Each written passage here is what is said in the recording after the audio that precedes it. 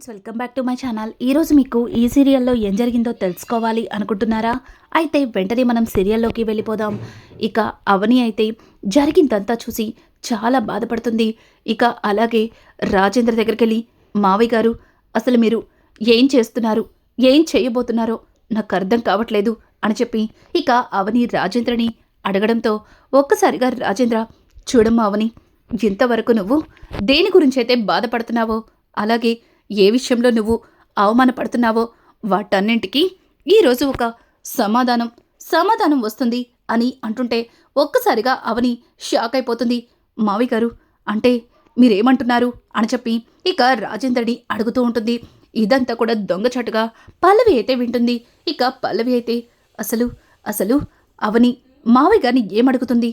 పైగా మావయ్య గారు దేని గురించో ఈరోజు అన్ని నిజాలు బయటికొస్తాయి, అవని అవమానపడే దానికి సమాధానం దొరుకుతుంది అంటుంది.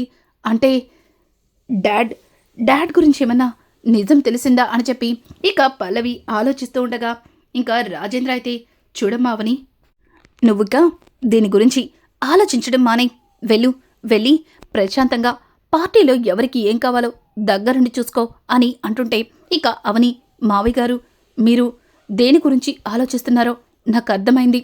ప్లీజ్ మావయ్య గారు, మా అమ్మకి నాకు న్యాయం చేయటానికి మీరు ఈ నిజాన్ని బయట పెట్టకండి.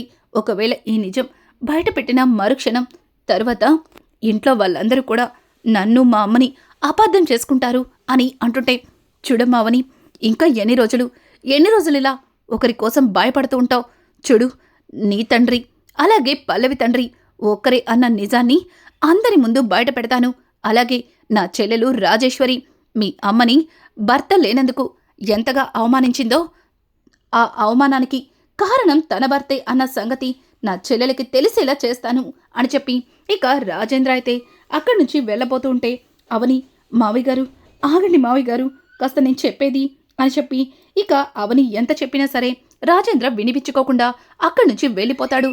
ఇంకా నిజం తెలుసుకున్న పల్లవి ఒక్కసారిగా షాక్ అవుతుంది. ఇన్ని రోజులు పల్లవి నా తండ్రి అలాగే అవని తండ్రి ఒక్కరే అన్న నిజం మావయ్య గారికి తెలియదేమో అనుకున్నాను. అంటే అవని అంతా కూడా మావయ్య గారికి చెప్పేసిందా? ఇప్పుడు నా కన్న తండ్రి అలాగే అవని కన్న తండ్రి ఒక్కరే అన్న నిజం అందరి ముందు బయట పెట్టేస్తారా? లేదు, అలా జరగడానికి వెళ్ళలేదు. నేను ఈ విషయం గురించి మావయ్య గారితో మాట్లాడాలి అని చెప్పి ఇక పల్లవి అయితే రాజేంద్ర దగ్గరికెళ్ళి రాజేంద్రని చాలాసార్లు ఆపాలని ప్రయత్నిస్తుంది. కానీ రాజేంద్ర పల్లవి మాటలు వినిపించుకోకుండా ఇక పల్లవి నుంచి తప్పించుకొని తిరుగుతాడు. ఇంకా పల్లవి రాజేంద్ర తన మాట వినిపించుకోవట్లేదని అర్థం చేసుకుని ఇంకా చక్రధర్కి కాల్ చేస్తుంది. కానీ చక్రధర్ అక్కడ ఫోన్ లిఫ్ట్ చేయడు. పైగా కానిస్టేబుల్స్ అతను ఇక్కడ లేడు అని చెప్పడంతో ఒక్కసారిగా పల్లవి షాక్ అవుతుంది. ఏం మాట్లాడుతున్నారు? ఇంతసేపు డాడ్ అక్కడే ఉండాలి కదా, ఇప్పుడు డాడ్ స్టేషన్లో లేకపోవడం ఏంటి అని అంటుంటే, చూడండి మేడం, ఇంతవరకు కూడా మీ నాన్నగారు ఇక్కడే ఉండేవారు. కానీ ఇంతకు ముందే వాళ్ళ ఫ్యామిలీ లాయరట ఆయన్ని బెయిల్ మీద తీసుకెళ్లారు అని చెప్పడంతో, ఏం మాట్లాడుతున్నారు? ఆయన ఫ్యామిలీ లాయర్ ఆయన్ని బెయిల్ మీద తీసుకెళ్తామేంటి? అసలు మీరు నిజంగా మా డాడ్ గురించే మాట్లాడుతున్నారా అని చెప్పి ఇక పల్లవి మాట్లాడుతూ ఉంటే పల్లవి మాటలకి కానిస్టేబుల్, చూడండి మేడం, ఎన్ని రోజులు మీరిచ్చిన డబ్బుకి కక్కుర్తిపడి తప్పని తెలిసిన ఫోన్ని జైల్లో శిక్షించబడిన మీ నాన్నగారికి ఫోన్ ఇచ్చాను. ఇప్పుడు ఇంకా ఎక్కువ డీటెయిల్స్ అడిగితే మా సార్కి తెలిస్తే నాకు ఉద్యోగం పోయే అవకాశం ఉంది. ఇక నాకు ఫోన్ చేసి ఇబ్బంది పెట్టకండి అని చెప్పి ఇక కానిస్టేబుల్ అయితే కాల్ కట్ చేస్తాడు. ఒక్కసారిగా పల్లవికి ఏమీ అర్థం కాదు. ఇక పల్లవి తల పట్టుకుంటుంది. ఇంతలో రాజేశ్వరి పల్లవి దగ్గరకొచ్చి, పల్లవి, ఏమైంది? ఎందుకు అంతలా కంగారు పడుతున్నావు? అయినా నిన్ను వచ్చినప్పటి నుంచి చూస్తున్నాను, మీ మావయ్య గారు చుట్టూ దేని గురించో మాట్లాడడానికి తిరుగుతున్నట్టుగా అనిపిస్తుంది. ఏమైంది పల్లవి? అంతా బాగానే ఉంది కదా అని అంటుంటే ఇక పల్లవి, అయ్యో, ఈ విషయం గురించి మామ్కి నేనేం చెప్పాలి? మామ్కి నేను ఏం చెప్పినా ఇప్పుడు మామ్ నన్ను ఎలా అర్థం చేసుకుంటుందో అని చెప్పి పల్లవి తల పట్టుకుంటుంది. ఇక రాజేశ్వరి అయితే, పల్లవి, ఏమైంది? ఎవరన్నా ఏమన్నా అన్నారా? చెప్పు పల్లవి అని అడుగుతుంటే, లేదు మామ్, నన్ను ఎవరూ ఏమీ అనలేదు. ఇప్పుడే స్టేషన్కి ఫోన్ చేశాను, కానీ అక్కడ డాడ్ లేరంట అని చెప్పడంతో ఒక్కసారిగా రాజేశ్వరి షాక్ అవుతుంది. మీ నాన్నగారు స్టేషన్లో లేకపోవడమేంటి, అసలు ఏం మాట్లాడుతున్నావు అని అంటుంటే ఇక ఇంతలో రాజేంద్ర అక్కడికి వచ్చి ఏంటి దేని గురించో మాట్లాడుకుంటున్నారు అని అంటుంటే ఇక రాజేశ్వరి మాత్రం కోపంగా మేం దేని గురించి మాట్లాడితే నీకెందుకన్నయ్యా, మేము ఎలా ఉన్నా నీకు అనవసరం కదా అని చెప్పి ఇక రాజేశ్వరి మాట్లాడుతుంటే పల్లవి ఇందాక నుంచి నువ్వు నాతో ఏదో చెప్పాలి అన్నావు కదా, దేని గురించి, ఇప్పుడు నేను ఖాళీగా ఉన్నా చెప్పు అని చెప్పి ఇక రాజేంద్ర అయితే పల్లవిని అడగడంతో ఒక్కసారిగా పల్లవి రాజేశ్వరి ముందు ఏం మాట్లాడలేక మౌనంగా ఉండిపోతుంది. ఇంకా పల్లవి మౌనాన్ని చూసి రాజేంద్ర తన మనసులో నవ్వుకుంటూ ఉంటాడు.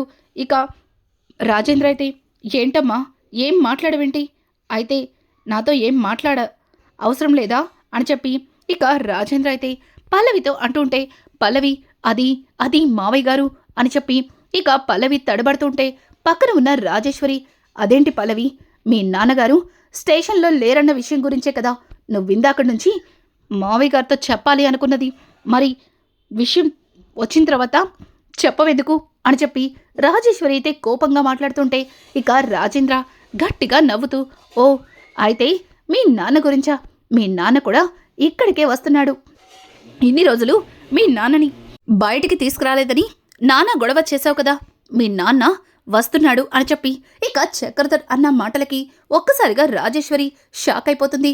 అన్నయ్య నిజంగా నిజంగా ఆయన ఇక్కడికి వస్తున్నారా అని చెప్పి ఇక రాజేశ్వరి అయితే రాజేంద్రని అడుగుతూ ఉంటే ఇంతవరకు నేనెవరో తెలియనట్టుగా మాట్లాడావు, ఒక్కసారిగా మీ ఆయన ఇక్కడికి వస్తున్నాడు అనగానే నేకంగా నేను నీకేమవుతానో గుర్తొచ్చిందా రాజేశ్వరి అని చెప్పి ఇక రాజేంద్ర అడుగుతుంటే అది కాదన్నయ్య, నా భర్తని బయటికి తీసుకురాకుండా మీరు నన్ను నా కూతుర్ని చాలా బాధ పెడుతున్నారు, అందుకే ఆ కోపంలో ఏదేదో మాట్లాడాను, కానీ నా బాధని చూసి మీరు నా భర్తని కూడా ఇక్కడికి రప్పిస్తున్నందుకు నిజంగా నాకు చాలా సంతోషంగా ఉంది అని చెప్పి ఇక రాజేశ్వరి మాట్లాడుతుంటే రాజేంద్ర వస్తున్నాడుగా, వచ్చిన తర్వాత అంతా మాట్లాడుకుందాం, అన్నీ తేల్చుకుందాం అని చెప్పి ఇక రాజేంద్ర అక్కడి నుంచి వెళ్ళిపోతాడు.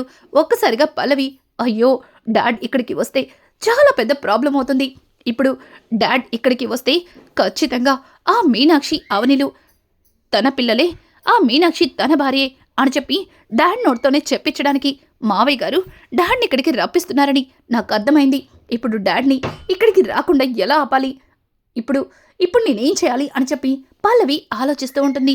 ఇక ఇది ఇలా ఉండగా అవని అయితే అక్షయ్ దగ్గరికి వెళ్ళి ఏమండి ఈ పార్టీలో ఏదో గొడవ జరిగేలా ఉందండి, నాకెందుకో చాలా భయంగా ఉందండి అని చెప్పి ఇక అవని అక్షయ్తో మాట్లాడుతూ ఉంటే అక్షయ్ చూడవని నువ్వెందుకు ఇలా ఆలోచిస్తున్నావో నాకు అర్థమైంది, ఇందాక అత్తయ్య మీ అమ్మగారిని బాధ పెట్టారు, అలాగే ఆవిడ మనసు నొచ్చుకునేలాగా మాట్లాడారు, దాని గురించే కదా, చూడు ఇందాకేదో జరిగిపోయింది, ఇక అట్లాంటిదేది జరగదు, అత్తయ్య గారిని ఎవరు ఏమన్నా సరే ఈసారి మాత్రం నేను చూస్తూ ఊరుకోను అని చెప్పి ఇక అక్షయ్ అయితే అవనికి చెబుతూ ఉంటాడు.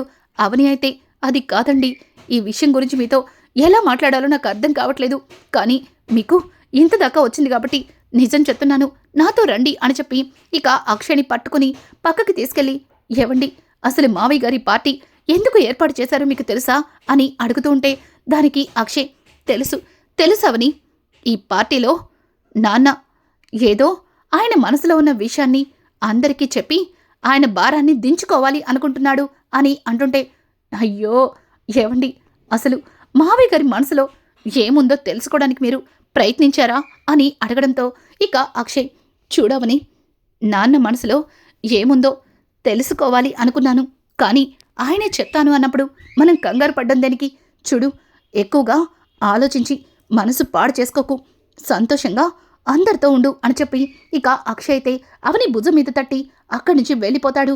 ఇక కొంతసేపటికి రాజేంద్ర అయితే నేను ఈ ఫంక్షన్కి పిలిచినందుకు మీరందరూ కూడా కాదనకుండా వచ్చినందుకు మీ అందరికీ ధన్యవాదాలు, ఈరోజు నేను ఉన్న పలంగా ఈ పార్టీ ఎందుకు ఏర్పాటు చేశానో ఇక్కడ ఉన్న మీ అందరికీ తెలియాలి అని చెప్పి ఇక రాజేంద్ర అయితే అందరినీ మైక్లో ఇక పిలుస్తూ ఉంటాడు. ఒక్కసారిగా పల్లవి అయితే అయ్యో మావయ్య గారు ఇప్పుడు అందరినీ పిలుస్తున్నారు అంటే ఇప్పుడు డాడ్ గురించి అందరి ముందు బయట పెట్టాలని అనుకుంటున్నారనమాట.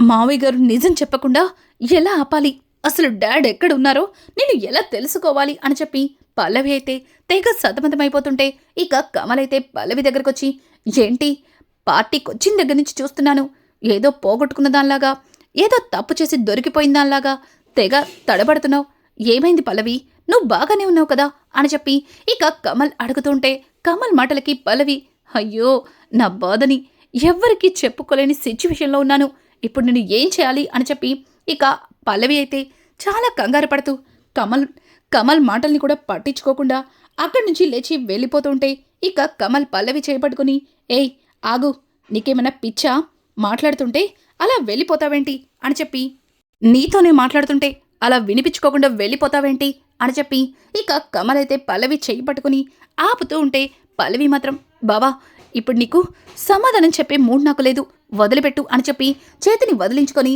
ఇక పక్కకి వెళ్తుంది. కొంతసేపటికి తను ఏదో ఆలోచించి ఇక సైలెంట్గా వచ్చి మళ్ళీ కమల్ పక్కన కూర్చుంటుంది. ఇక పల్లవి అయితే, బావా ఆవిడ సారీ చాలా బాగుంది కదా అని చెప్పి ఇక కమల్తో మాట్లాడుతుంటే ఒక్కసారిగా కమల్ పల్లవి వైపు చూసి షాక్ అయిపోతాడు.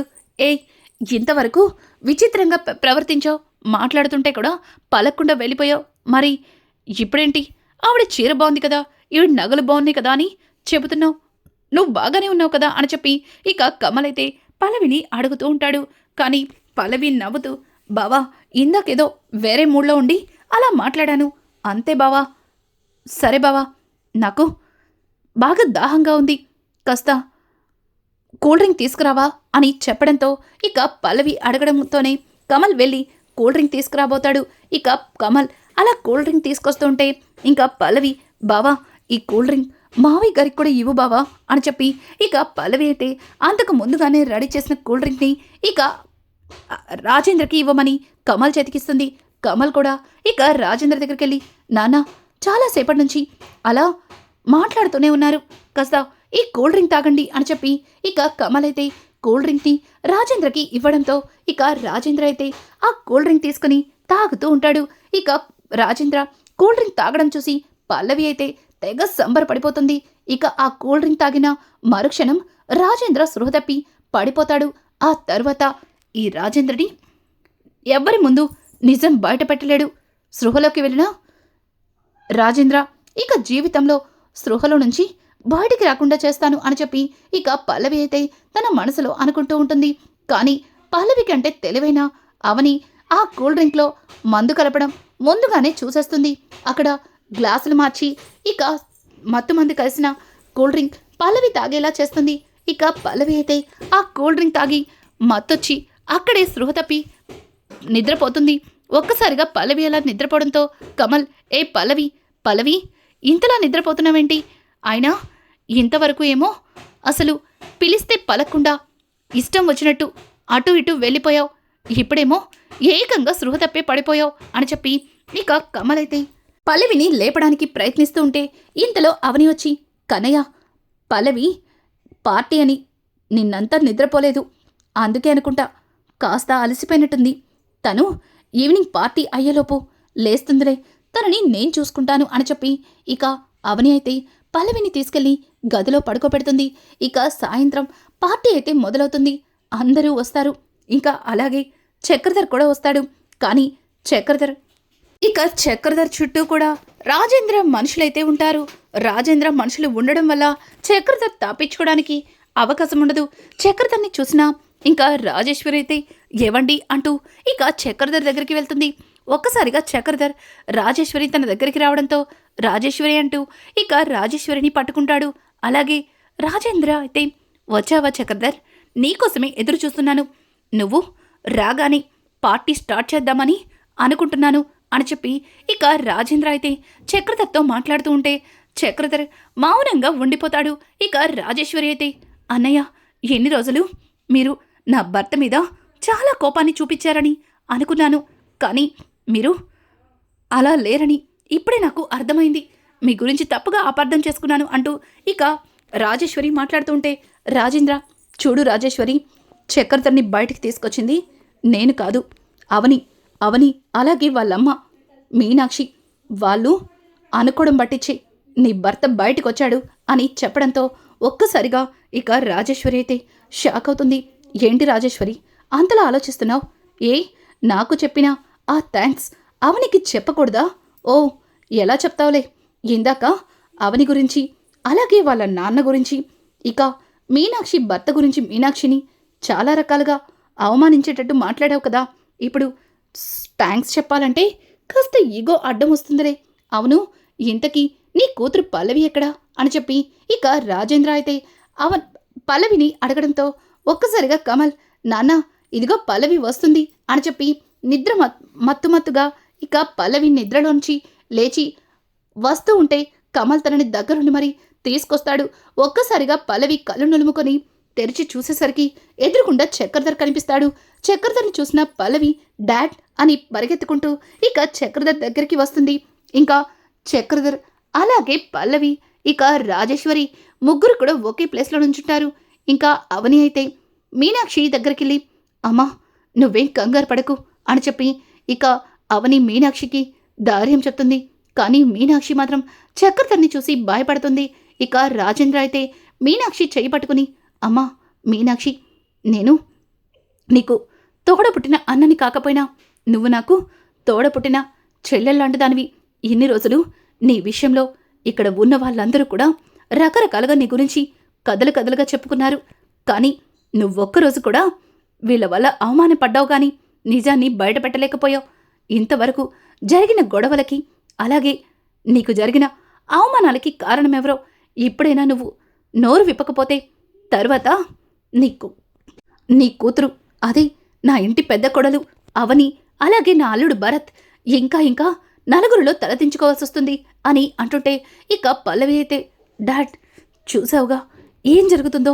ఏంటి డాడ్ నువ్వు కూడా ఇలా మౌనంగా ఉన్నావు?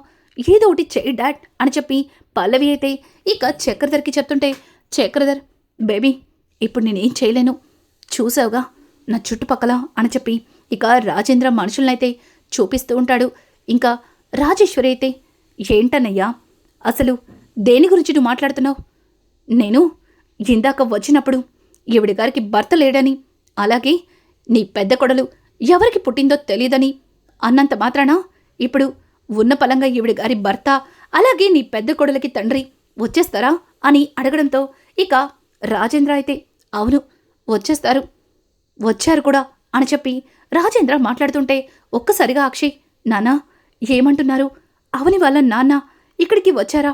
అంటే అవని వాళ్ళ నాన్నెవరో మీకు తెలుసా అని చెప్పి ఇక రాజేంద్రని అక్షయ్ అడుగుతూ ఉంటే పార్వతి కూడా ఏంటండి చెప్పండి అవని వాళ్ళ నాన్నెవరో మీకు తెలుసా అని అడగడంతో అవును తెలుసు ఇక్కడికి వచ్చారు కూడా వాళ్ళంతటి వాళ్ళే అవని వాళ్ళ నాన్న అదే ఈ మీనాక్షి భర్త ఎవరో వాళ్ళ నోటితో చెప్తే బాగుంటుంది.